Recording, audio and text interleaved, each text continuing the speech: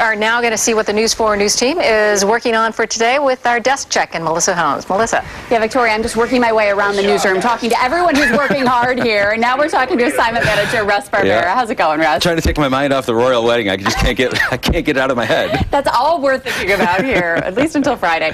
So what are we working on now? Well, there's another fire in Buffalo. This is the fourth one since 3 a.m., and that's less than 6 hours. Now, this one's over here on Botsford and Hurdle, which is very close to us in North Buffalo. The other three are all in the same neighborhood on the east side. They're all vacant buildings, and they were in a very short period of time, which the earmark to that, I mean, vacant buildings is typically suspicious and almost always an arson.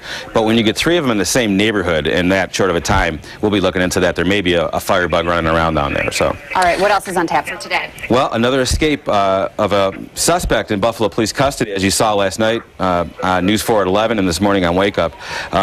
This guy, though, is just a larceny from Anchor Bar, but it's very similar to the case where the guy was cuffed at ECMC a few months back, you might remember, and he was cuffed to something, and he somehow slipped out of the cuffs and took off, and I think they ended up finding him in Pennsylvania later on. But very similar case, and I remember then asking, how could this be? How can you leave? Even if you're cuffed to something, you'd think you wouldn't leave him alone, and we asked then, are you going to change policies or whatnot? This guy might still be cuffed to a chair, so I mean, if you see a guy walking around with a chair, you might want to call the police. Might be a big warning sign that you should call 911. We are going to ask him about it, though.